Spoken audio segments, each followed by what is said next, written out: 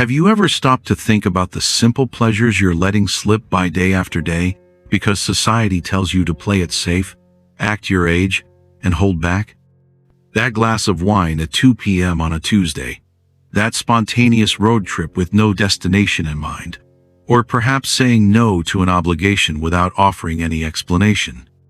What if I told you that the true liberations of life, the ones we spend decades feeling guilty about, actually become the most profound treasures of our later years? The question that haunts so many of us as we watch the calendar pages turn is this: are we waiting too long to embrace the very pleasures that make life worth living? Are we postponing joy under the guise of responsibility, only to realize, sometimes too late, that those guilty pleasures were never truly guilty at all? The ancient Stoic philosopher Seneca once warned, "It is not that we have a short time to live, but that we waste a lot of it." 2,000 years later, his words remain painfully relevant. Modern research from Stanford Center on Longevity confirms what philosophers have always known: people who embrace certain forbidden pleasures in their later years report significantly higher life satisfaction scores. Yet so many of us continue to deny ourselves these simple joys, trapped in patterns established decades earlier. I'm Vernon, and today we're breaking free from those constraints by exploring 5 guilty pleasures that actually make growing older not just bearable but genuinely worthwhile. I especially want you to focus on number 3. It completely transformed my understanding of time in a way I wish I discovered decades earlier. Each of these 5 areas offers not just momentary happiness, but a profound reframing of what it means to age with grace and intention. They aren't about reckless abandonment of responsibility, but rather a thoughtful recalibration of what truly matters. If this conversation stirred something in you, consider subscribing and share this video. It's how we continue building this space for honest reflections about growing older on our own terms. Now let's explore these liberating truths that make the journey past 60 not just acceptable, but genuinely preferable to the decades that came before.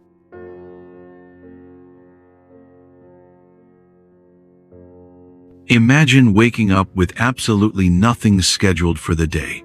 No appointments, no obligations, no promises made to others. Just a blank canvas of hours stretched out before you. For many of us raised in the productivity-obsessed culture of the late 20th century, this image doesn't bring peace. It triggers anxiety.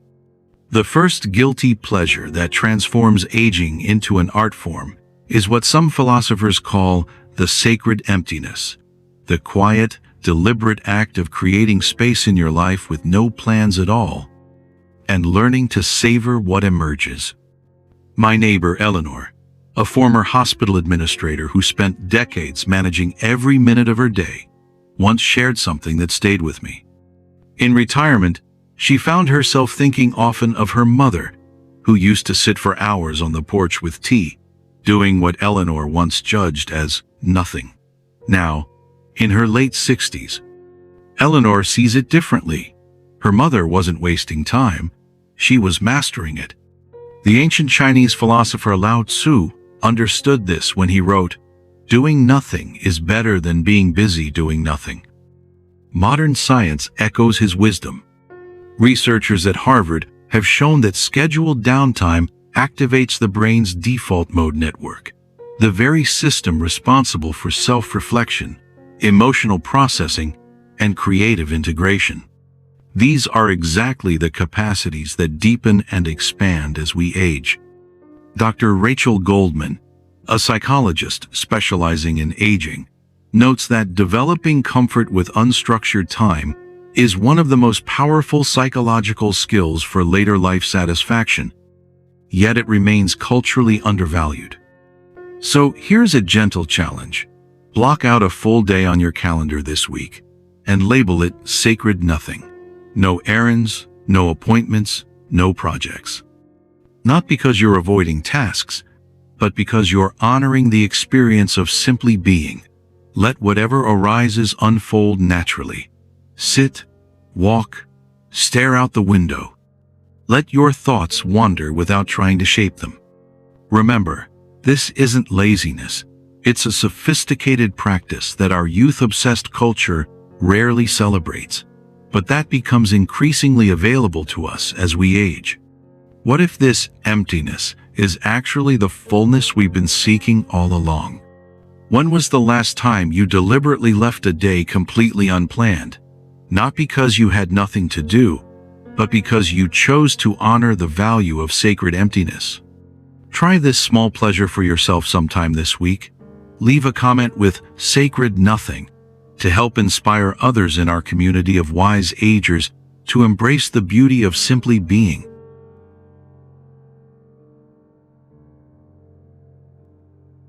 A friend once told me he's reached the age where his brain immediately asks, "Will this matter in 5 years?" And most of the time, the answer is no. That simple filter, offered by James, a 72-year-old retired professor, is at the heart of our second guilty pleasure, the liberation of selective caring. The Japanese concept of ikigai, finding purpose in what you love, what you're good at, what the world needs, and what you can be rewarded for, takes on new meaning in our later years. But there's a crucial fifth element that's rarely discussed: the freedom to stop caring about things that drain your limited energy. According to research from the University of Michigan's Health and Retirement Study, adults over 60 who carefully curate their social and emotional investments report 23% higher overall life satisfaction than those who maintain obligatory relationships and activities. My sister Caroline spent decades saying yes to everything: community projects, charity galas, volunteer boards. At 67, she made what she now calls her ruthless recalibration, stepping back from the roles that had outlived their meaning. The first time she declined an annual charity event she'd attended for 15 years, she said she felt physically ill with guilt, but that moment became a turning point. She came to see that caring deeply, but selectively, was not selfish. It was essential. This selective caring extends beyond social obligations to opinions, news cycles, and even family dramas that once consumed us. As the Stoic philosopher Epictetus advised, make the best use of what is in your power and take the rest as it happens. But there's something even more profound hidden in this practice. As we age, the world often tells us that we're supposed to care less, because we've retired, stepped back, slowed down. But that's not quite true. What actually changes is the direction of our care. We stop scattering it. We start aiming for it. So here's a question worth holding. What would happen if you allowed yourself to care deeply about just 3 things that truly matter and released everything else with grace? And as we'll see when we discuss our fourth pleasure, this selective caring creates space for something even more valuable.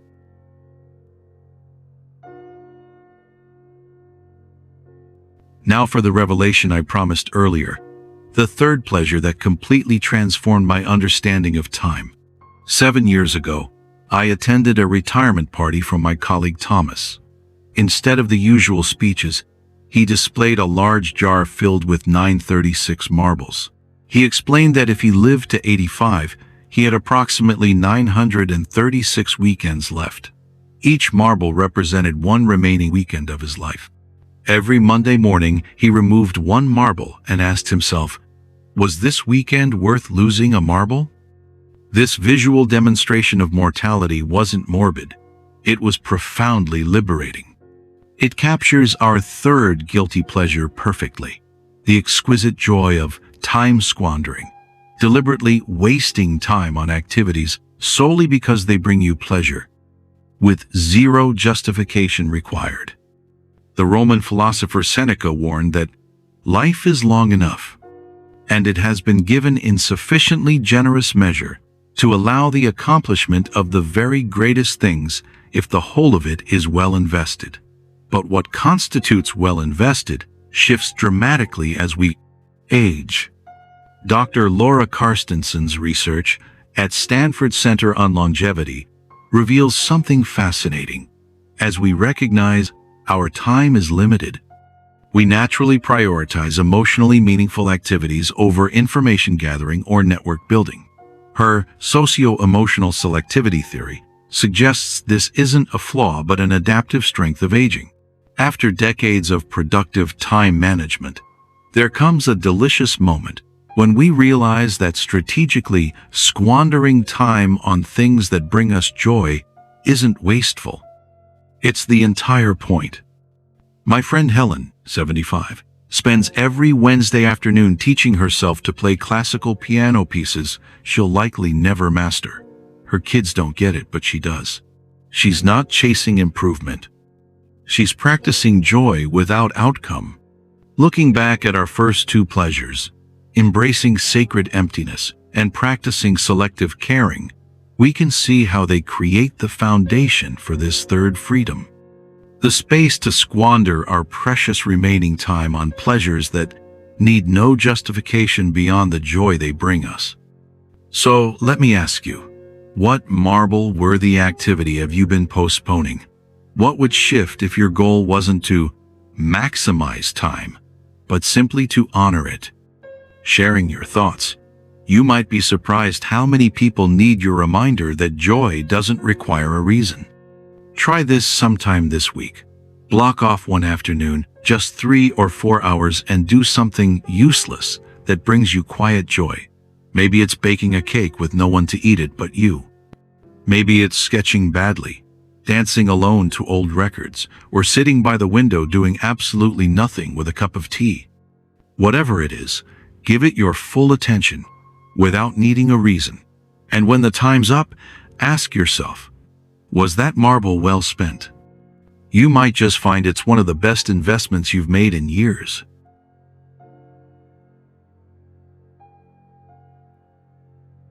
He spent 60 years asking permission. At 65, he finally realized no one is actually in charge of handing out permission slips. That insight, shared by my hiking partner Richard, beautifully captures our fourth guilty pleasure, the joy of unapologetic authenticity. The ancient Greek concept of eudaimonia, often translated as flourishing or living well, suggests that true fulfillment comes not from pleasure alone, but from living in accordance with your true nature. The tragedy is how many of us wait until our later years to discover what that nature truly is. A fascinating longitudinal study from UC Berkeley followed adults for over 40 years and found something remarkable. Personality traits often become more pronounced after 60, not because we're changing, but because we're finally allowing our authentic selves to emerge without apology. Take Diane. For decades, she was the model corporate attorney, polished, diplomatic, careful with every word. After retirement at 67, she cut her hair short, started wearing bright colors, and began speaking with a candor that occasionally startled her former colleagues. She didn't become someone new. She reclaimed someone old, the self that had quietly waited behind the curtain for permission to step forward. And she's not alone. This means we become better at managing emotional complexities, not because we care less, but because we care more selectively and authentically. The poet Mary Oliver asked, "Tell me, what is it you plan to do with your one wild and precious life?" The guilt-free pleasure of aging is that we finally have the wisdom to answer that question honestly, without seeking approval. This freedom connects beautifully to our second pleasure of selective caring. When we stop investing energy in what others think, we discover the resources needed for authentic self-expression.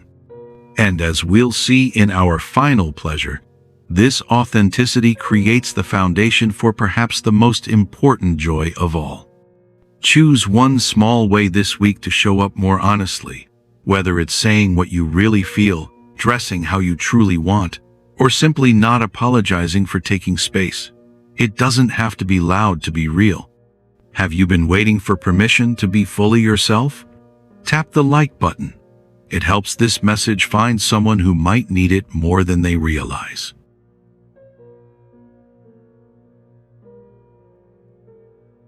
For our final pleasure, I want to share something deeply personal. Last year, I received a diagnosis that, while not immediately life-threatening, served as what doctors sometimes call a memento mori, a reminder of mortality. After the initial shock, something unexpected happened. I began experiencing moments of joy so intense they bordered on transcendent, not despite my diagnosis, but because of the perspective it provided. This brings us to our fifth guilty pleasure: the radical embrace of impermanence, finding profound joy not in denying the finite nature of life, but in fully accepting it. The Buddhist concept of impermanence teaches that everything changes and nothing lasts forever. Western culture frantically avoids this truth with anti-aging creams and retirement plans that assume immortality. Yet research from Dr. Atul Gawande shows that those who acknowledge their mortality often report deeper satisfaction with everyday experiences. My friend Sarah, a cancer survivor at 58, describes it beautifully. Before her illness, she said, life was a kind of sleepwalk. Now at 72, she savors everything. She tastes food differently. She hugs longer. She says, "Love you," without hesitation, because she knows these moments are not guaranteed. A landmark study published in the Journal of Positive Psychology found that regular contemplation of life's finite nature, far from inducing depression, actually correlates with higher levels of gratitude, presence, and joy in daily living. This isn't morbid, it's liberating. Looking back at our 4 previous pleasures, embracing sacred emptiness, practicing selective caring, savoring time, squandering, and living authentically, we can now see how they all flow from this fundamental acceptance of impermanence. When we stop pretending we have forever, we finally start living fully in the time we do have. Once this week, pause and name something you would miss if it were gone tomorrow. A morning ritual, a person's laugh, even the light through your window. What might change if, instead of fearing the passing of time, you embraced it as the very thing that makes each moment precious? Let that awareness turn ordinary time into something sacred. As we reflect on these 5 guilty pleasures, a common thread emerges. What we once considered guilty pleasures are actually profound wisdom practices that become available to us precisely because of our accumulated years. The Roman Stoic Marcus Aurelius wrote, "You could leave life right now. Let that determine what you do and say and think." 2 millennia later, this remains the most powerful invitation to live authentically. So here is my challenge to you. This week, choose just one of these 5 pleasures and practice it deliberately. Create a day of sacred emptiness. Say no to something that doesn't really matter. Squander time for pure joy. Express your authentic self without apology.